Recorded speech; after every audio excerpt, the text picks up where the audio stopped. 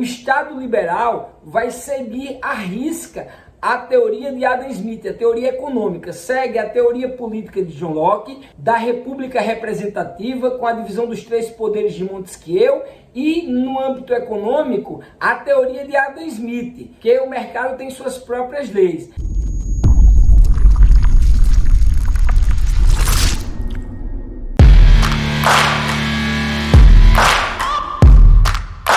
O início da Idade Contemporânea é com a Revolução Francesa, em 1789, e ela vai até os dias atuais. Hoje você está me assistindo e provavelmente nós ainda estamos na Idade Contemporânea. Então, pessoal, preste atenção que a Idade Contemporânea é resultado do que foi pensado na Idade Moderna. Quem foram, professor, esses pensadores? Os iluministas, eu já falei sobre isso.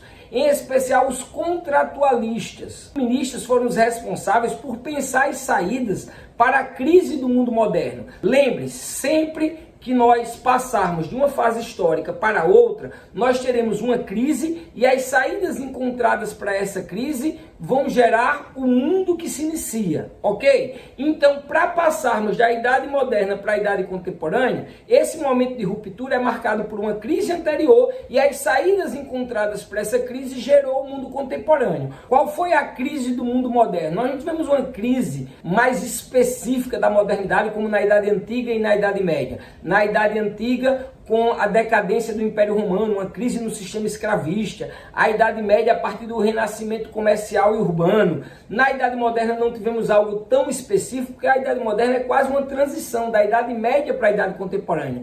Percebam que a Idade Média vai do século V ao século XV, são 1000 anos de história. A Idade Moderna do século XVI ao século XVIII, são só 300 anos, para a história isso é muito pouco. Mas ainda assim nós tivemos uma crise. O mundo da Idade Moderna passa a ser contestado.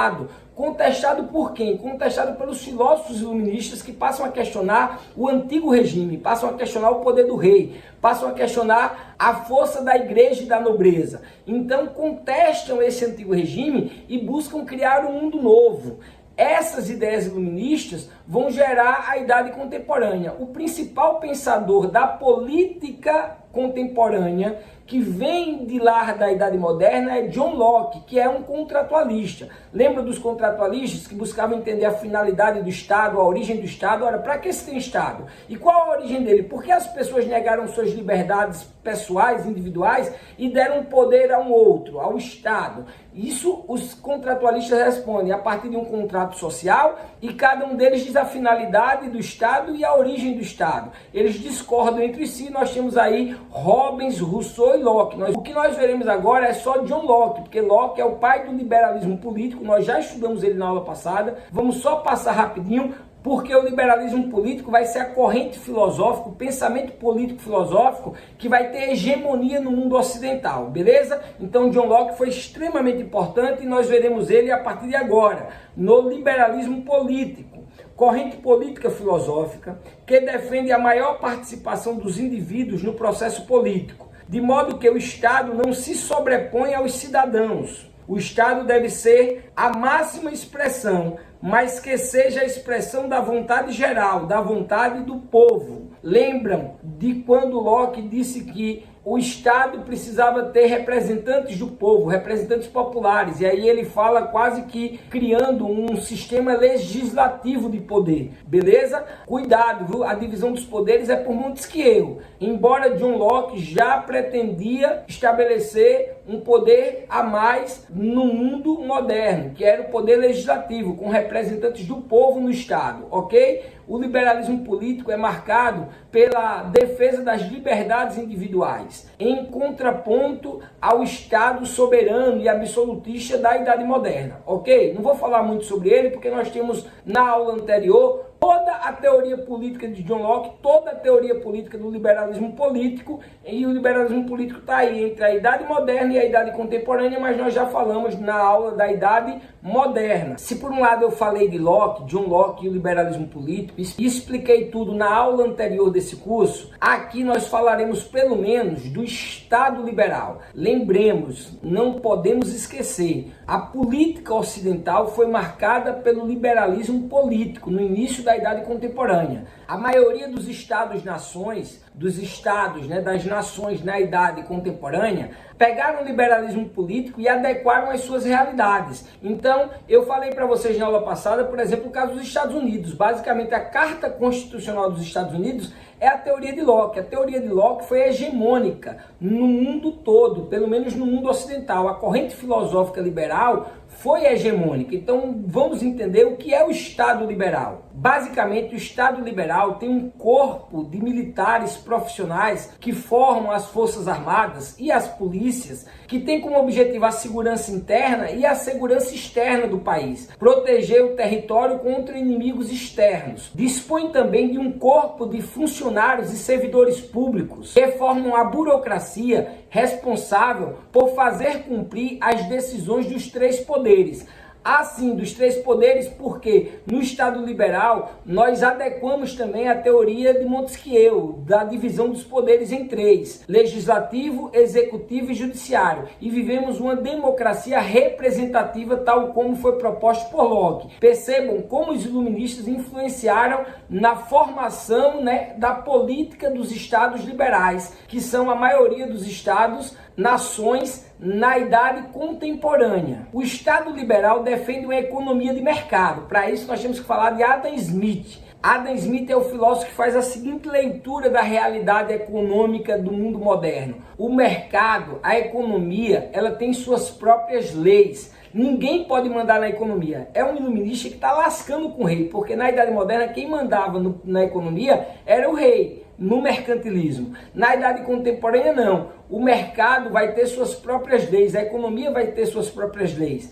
O Estado liberal vai seguir à risca a teoria de Adam Smith, a teoria econômica, segue a teoria política de John Locke, da república representativa, com a divisão dos três poderes de Montesquieu, e no âmbito econômico, a teoria de Adam Smith, que o mercado tem suas próprias leis. E quais são, professor? A lei ou as leis do mercado, as leis da economia. Nada mais do que a lei da procura e da oferta. Se essa aula for muito procurada, essa aula vai ter um valor muito alto no Estado liberal. Se essa aula for pouco procurada, essa aula vai ter pouco valor. O que vale para tudo nesta economia liberal é a procura e oferta. Vamos para o celular. Se o celular é muito procurado e tem uma oferta baixa, o preço do celular será altíssimo. Por sua vez, se o celular tem pouca procura e uma oferta alta, o preço do celular será baixíssimo. A lei da oferta e da procura, que foi interpretada e foi idealizada por Adam Smith, ok? Então o Estado liberal defende uma economia de mercado que segue esses princípios aqui: equilíbrio natural decorrente da lei de oferta e de procura, princípio do lucro e da livre iniciativa, propriedade privada dos bens de produção, teoria do Estado com suas funções limitadas, valorização do espírito empreendedor e competitivo. São algumas das características do Estado liberal. Desta forma, o Estado liberal caracterizou-se pela derrocada, pelo declínio do Estado absolutista próprio da Idade Moderna. Em tese, defendiam regimes políticos que fossem capazes de assegurar as liberdades individuais e a soberania popular, além de construírem governos laicos, governos separados da religião, tal como foi pensado desde Maquiavel lá na Idade Moderna. No entanto, na prática, essa tese de liberdades individuais foi um sonho muito distante de se concretizar para todos de forma integral. Um outro aspecto importante do liberalismo político é a presença de uma Constituição, ou seja, de um conjunto de leis que manifestem a soberania e vontade popular, que representem a vontade geral, tendo como finalidade o bem de toda a sociedade. Todavia, o liberalismo político, em sua origem, não representou, como defendiam, a vontade do povo, a vontade popular de forma propriamente dita. Representou sim a vontade de uma minoria da população, nesse caso a minoria que tomou o poder, a minoria dona do capital, a burguesia. Isso se torna público e notório com a questão do voto. Basta entender como era o voto naquela época, na origem do Estado liberal, para a gente entender que era um Estado para beneficiar uma única classe, que era a burguesia, em detrimento de todo o povo. Então falavam de liberdade, falavam de representação do povo, mas no frigir dos ovos era o contrário, era o oposto, pois só tinha direito de votar quem tivesse determinada renda, quem tivesse dinheiro. Isso mostra bem como esse liberalismo no início, esse liberalismo da Europa, não foram tão liberais quanto diziam, ao menos não nas primeiras décadas. Um outro exemplo é que na origem do Estado liberal foi defendido que o não proprietário não podia exercer um cargo de representante de um dos três poderes. Ou o cara tinha propriedade e tinha posses, ou ele não podia se candidatar, por exemplo, ao legislativo, ou ele não podia ser do judiciário, ele só podia se tivesse posses, se tivesse bens. Então é mais um dos exemplos que o Estado liberal, na sua origem, nas primeiras décadas, não era tão liberal assim como eles pretendiam ser, ou como eles defendiam. Porém, no século XIX, quando cresceu o número de trabalhadores, se a gente está falando aí depois da Revolução Industrial, a gente falou as características da idade contemporânea, do avanço da industrialização, da globalização. Então cresceu o número dos trabalhadores, o Estado liberal não podia mais negar os direitos aos trabalhadores de participar da vida política, de participar dos poderes. Então o Estado liberal teve que também voltar sua atenção para essa massa de trabalhadores. Puderam, por exemplo, se engajar em sindicatos. Sindicatos é uma marca desse período e é uma marca do Estado liberal, quando os trabalhadores passam a poder se organizar em suas categorias. É um símbolo da força e organização desses trabalhadores, desses proletários. Os sindicatos que nascem aí. Então nascem os sindicatos e o Estado liberal passa a ter maior atenção para com os trabalhadores. E aí os trabalhadores conquistam direito a voto, a poder participar do poder legislativo, enfim.